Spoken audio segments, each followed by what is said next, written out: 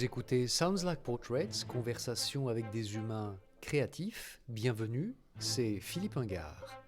N'oubliez pas de vous abonner et de donner votre avis sur soundslikeportraits.com. Pour cet épisode, j'ai rencontré Mario Botta, un architecte qui a construit dans le monde entier avec des formes géométriques simples, primaires, des cercles, des carrés, des rectangles, des sphères, déclinés de multiples façons pour fabriquer des espaces intérieurs à la fois ouverts et protecteurs où l'on peut se retrouver avec soi-même et avec les autres. Pour Mario, l'architecte est un traducteur.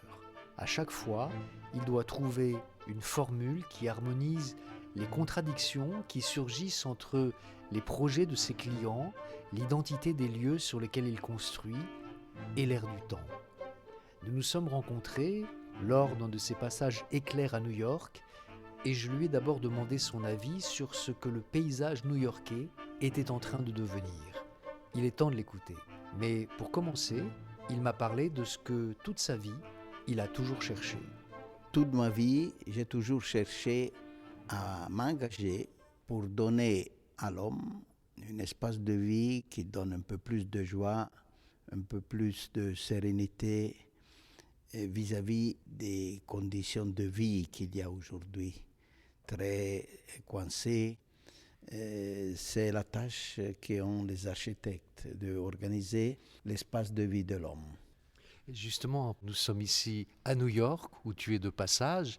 Aujourd'hui, il y a des immeubles très caractéristiques. Ce sont des immeubles comme des allumettes, des immeubles de très haute hauteur. Qu'est-ce que tu penses de ces allumettes comme ça qui se dressent dans le paysage? Oui, ce sont les petits tours qui sont en train de se faire. Mais moi, je l'ai vu dans le paysage, et mon pensée, il a été tout de suite à San Gimignano, à les tours de San Gimignano, quand l'auteur, c'était une conquête du pouvoir, c'était un signe d'un statut social. Et aujourd'hui, ils deviennent un peu aussi comme ça. C'est une bataille, pas seulement pour l'auteur, mais aussi pour la qualité de cet auteur qui devienne un status symbole. Esthétiquement, qu'est-ce que tu en penses? Oui, je pense que c'est exactement, c'est le reflet de la société.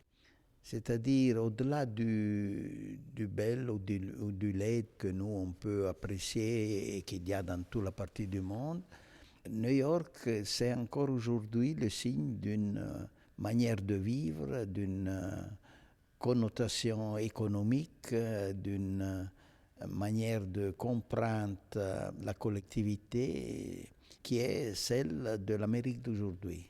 Et celle de ces inégalités aussi. Celle des inégalités et des contrastes et des contradictions. La ville, ce n'est pas seulement un élément positif. Et dans ce sens-là, avec ces pointes de hédonisme qui caractérisent la société d'aujourd'hui, qu'ils deviennent images, qu'ils deviennent bâtiments. À l'inverse, il y a ici à New York des bâtiments iconiques. Il y a par exemple l'Empire State Building, il y a le Chrysler Building. Comment est-ce qu'un bâtiment devient iconique, devient au fond représentatif d'une ville ou d'un pays même? Comment ça se fait?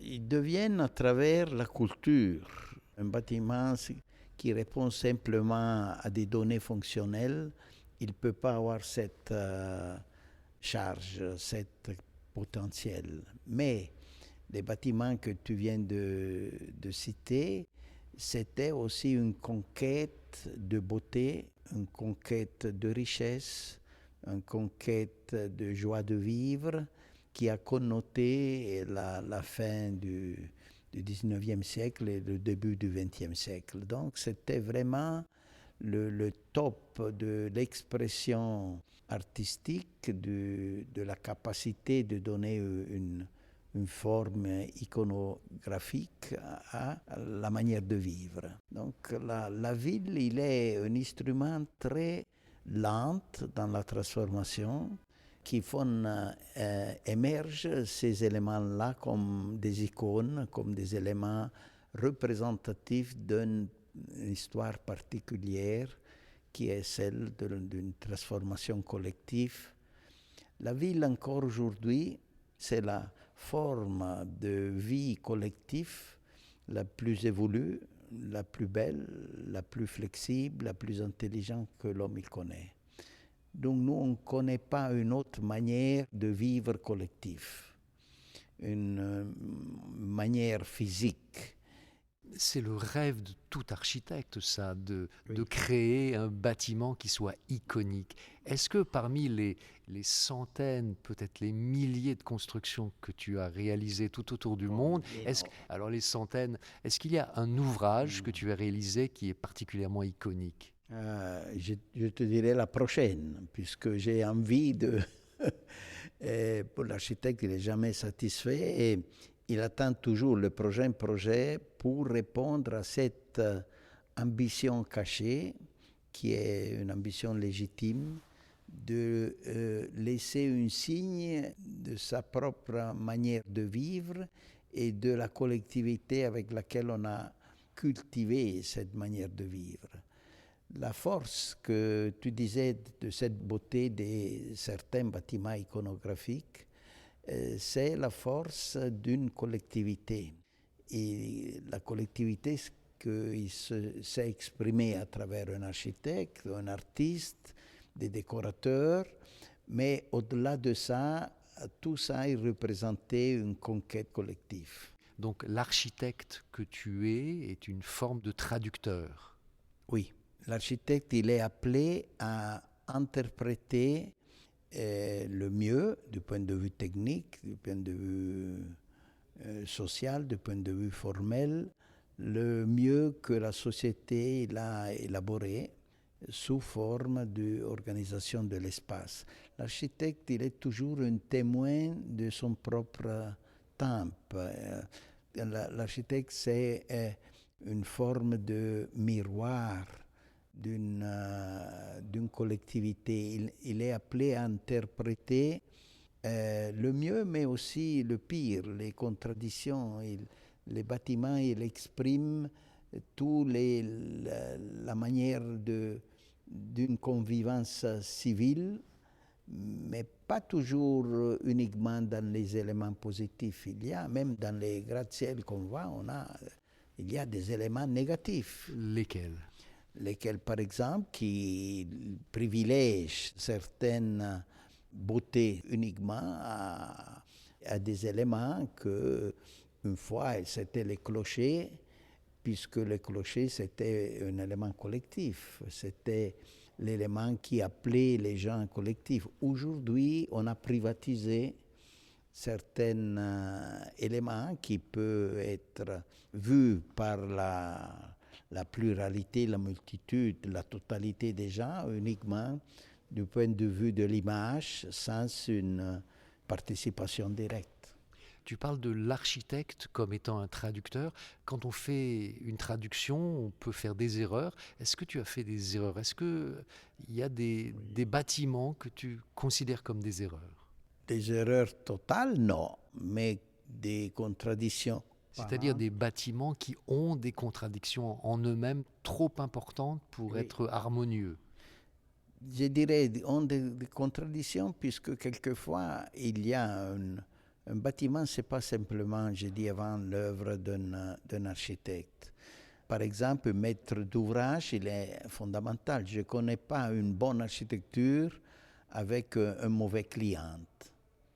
Le client, comme le maître de l'ouvrage, donc il est une partie du bâtiment pour les choix du terrain, pour les choix du programme, pour la force économique qu'il représente.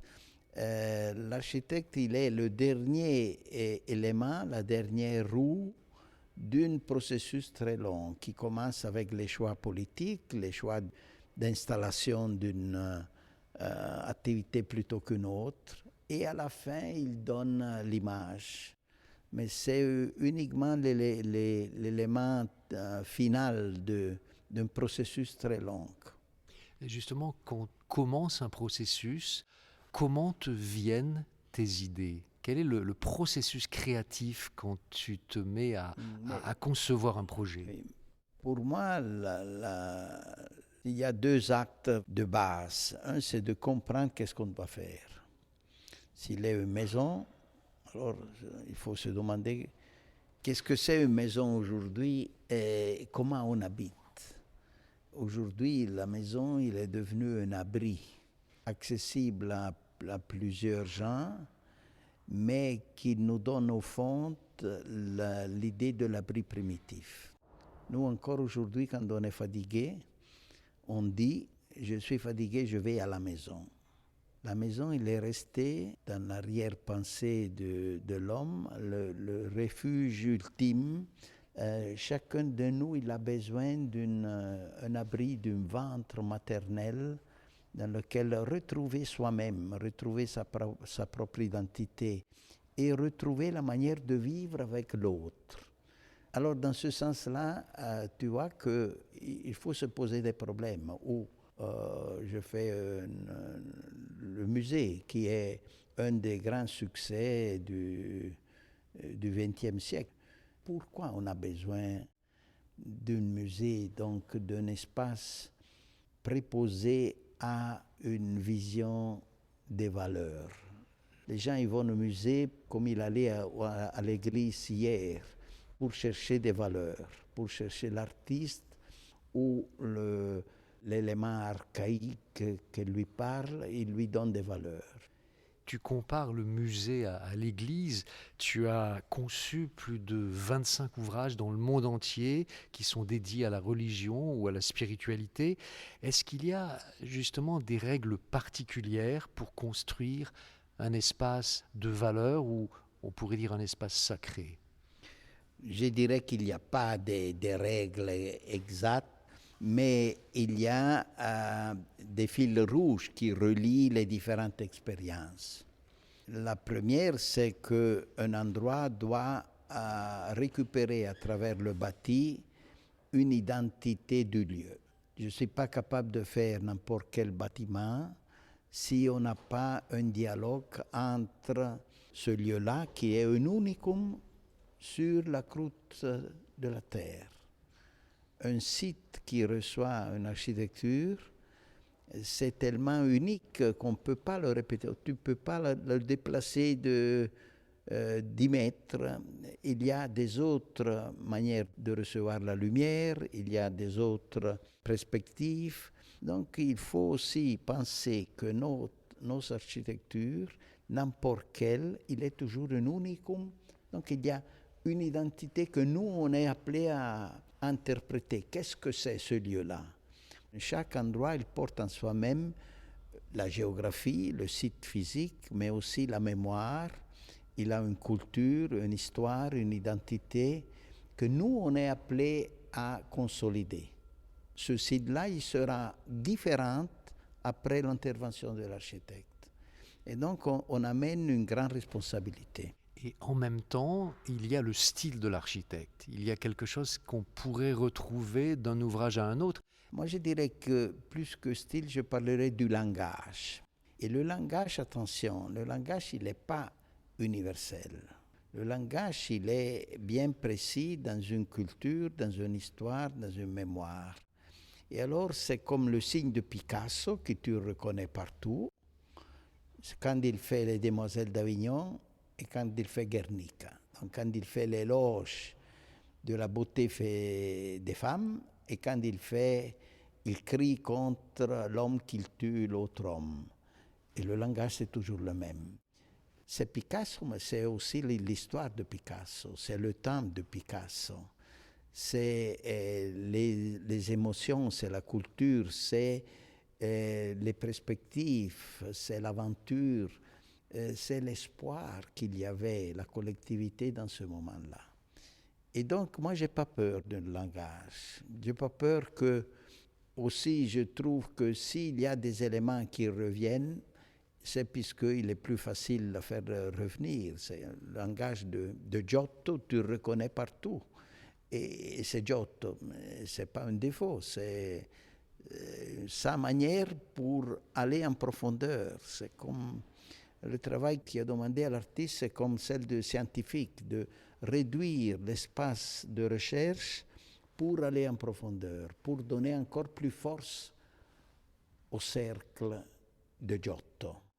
S'il fallait donner un mot pour définir le langage de Mario Botta, qu'est-ce que ce serait? Et honnêtement, j'ai pas la conscience de mon signe. J'ai des connotations que je vois, puisque les autres, ils m'ont indiqué, ils m'ont fait apprendre à les voir. C'est la géométrie. Je travaille, je pense que la construction porte en soi-même, mais même la construction d'une fleur, il porte en soi-même un besoin de géométrie, de équilibre, de harmonie entre les parts.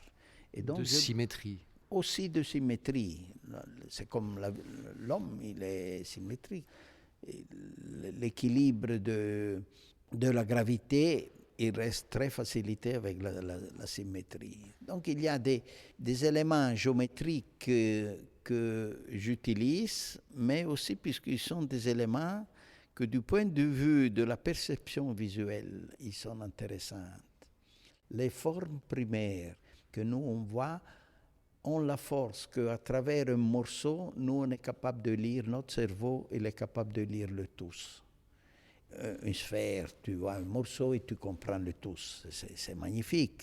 Je trouve que c'est une grande force, pas seulement iconographique, mais intellectuelle, de donner un morceau et de dire à ton cerveau de construire le tous. Quand on rentre dans le Panthéon, tu comprends le tous, mais tu vois seulement, tes yeux ils voient un angle, et ton cerveau il reconstruit le tous. Alors je me sers de la géométrie puisque c'est un instrument, je trouve, plus adapté à l'organisation d'un espace trois-dimensionnel. Et je travaille surtout avec la lumière comme génératrice de l'espace. Sans la lumière, il n'existe pas l'espace. Sinon, la lumière naturelle. La lumière naturelle. Alors la lumière comme élément capable de construire l'espace dans le cycle solaire et le cycle des différentes saisons. Donc c'est ce qui rythme la vie de l'homme. Il y a aussi la question des seuils. Tu es un homme de la frontière. Tu es né à Mendrisio, à la frontière entre la Suisse et l'Italie. Et ça se retrouve aussi dans les notions que tu travailles, cette notion de seuil. Oui, la seuil, c'est un élément important. La seuil, c'est la séparation entre une condition qu'on peut appeler extérieure et une autre condition qu'on peut appeler intérieure. Et cette limite-là, il porte en soi-même une force que seulement cet endroit-là, il peut avoir. Et aussi dans l'organisation physique de l'espace, je trouve que le moment de séparation entre intérieur et extérieur, c'est celle qui contient plus de tension. D'autre part, l'architecture, c'est rien d'autre que la séparation entre l'intérieur et l'extérieur. Nous, on trouve la beauté de cette séparation qui est pas la vitre. La vitre, il n'est pas transparente. La vitre, c'est le bâtiment. C'est un des matériaux les plus opaques que je connais. Quand je vois un mur d'un abside, je reconstruis l'espace intérieur de ça. Quand je vois un palais de verre, je ne sais pas qu'est-ce qu'il y a à l'intérieur. Donc les matériaux, ils sont aussi des signaux de deviennent un signal de la séparation entre intérieur et extérieur. On parle d'architecture et on parle, comme très souvent, en termes visuels. Comment est-ce que tu abordes la question du son? Comment est-ce que tu abordes la question de la résonance? Moi, c'est la première chose qui me frappe quand je rentre à l'intérieur d'une architecture, c'est le son, c'est la résonance. Non, évidemment, l'image, la forme, il est la plus scénographique et on peut l'apprendre. Mais la forme, on doit apprendre aussi à la lire. Hein. J'aime la définition de forme qui a donné un biologue qui dit la forme, c'est le résultat du processus de formation. La forme d'une fleur, ce sont les éléments qui répondent à la force de gravité, de la force centripète, que de la croissance du fleur même. La forme finale sont les forces de la croissance. On pourrait dire aussi la beauté. Oui, la beauté, c'est un jugement qu'on peut donner, mais il y a des forces pour arriver à cette beauté qui sont des forces physiques qui interviennent pendant le processus de formation. Est-ce que tu es capable de juger d'une architecture indépendamment de ton goût, indépendamment de ce que tu aimes? Je pense de oui, et qu'en plus, je dirais qu'en plus tu es fort dans une certaine interprétation du bâti, qu'en plus tu regardes les choses qui ne t'appartiennent pas. Par exemple, moi je pense que je suis capable d'interpréter, ou je cherche d'interpréter la pureté, la clarté statique, structurelle d'un bâtiment, même si pour moi il est secondaire. Mais si quand je vois comme on trouve dans les gratte-ciels et dans les bâtiments en fer qu'on a ici vis-à-vis de nous, une intelligence de construction, je suis capable de l'apprendre même s'il n'appartient pas à mon registre linguistique. Depuis que tu es à New York ici, qu'est-ce qui t'a inspiré le plus? Qu'est-ce qui a eu le plus d'impact sur toi, architecturalement? Je dirais, le moment que je suis arrivé, encore aujourd'hui, j'ai éprouvé une émotion dans le skyline de la downtown. Manhattan, il est magique dans ce sens-là, mais je fais une remarque maintenant critique, pas à la ville, mais à la perception que nous on a de la ville.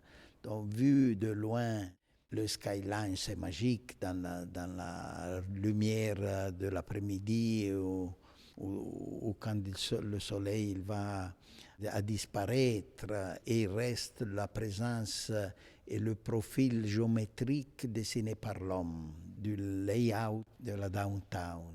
Mais le processus que quand tu t'approches, la magie, la force, la beauté de ça, il va disparaître. Quand tu arrives sur l'îlot, un des îlots là, le bâtiment, il devient normal. Tu ne retrouves pas la force que l'ensemble collectif il avait. Il faut une certaine distance pour apprécier la force architecturale de la skyline de New York. Oui. Et ça, c'est une chose. Et l'autre, qu'il est aussi, il porte en soi-même une beauté, c'est que quand tu arrives tout près, il est disparu. Tu retrouves le bâtiment, tu retrouves l'homme avec ses besoins de protection, tu trouves l'homme avec toutes les contradictions de la complexité et du labyrinthe aussi qui exige la ville. Mais vu de loin, il reste magie, je dirais, surtout puisque tu ne peux pas lui donner une paternité. C'est la paternité d'une collectivité. Est-ce que dans ton architecture, tu intègres ça, le fait qu'il faille donner de l'impact émotionnel de loin et de près? Non, je n'ai jamais pensé à ça jusqu'à maintenant, puisque je n'ai pas eu l'occasion de me confronter avec la ville. Mais la ville pour un architecte, c'est le lieu des contrastes, les lieux des contradictions. C'est exactement comme le musée pour l'artiste. L'artiste a besoin de se confronter avec une histoire où lui il trouve sa identité et il trouve le contraste de confrontation. Et aussi pour l'architecte, la ville, c'est le lieu le plus aigu, le plus fort, le plus séduisant de contraster sa manière de faire et d'interpréter le bâtiment aujourd'hui avec une histoire. Je vais sortir de la pièce. S'il te plaît, garde le micro et ajoute ce que tu veux à l'entretien. J'ai pas beaucoup de choses à ajouter, dans le sens simplement que le métier de l'architecte, c'est un métier de plus en plus pour moi séduisant. Avec la vieillesse, je vois qu'il y a une complexité que quand j'étais plus jeune et naïf, je n'avais pas. J'adore de voir comment un bâtiment qui doit répondre en soi-même à une demande primaire, une demande de fonction, une demande de habitat. En effet, il prend des significations de plus en plus profondes vis-à-vis de la collectivité. Ils deviennent une partie de la philosophie de notre temps. Merci Mario d'avoir partagé ton histoire dans Sounds Like Portraits, musique Charmeuse de Serpent, composée et dirigée par Olivier Glisson. C'était Philippe Ingard. À bientôt.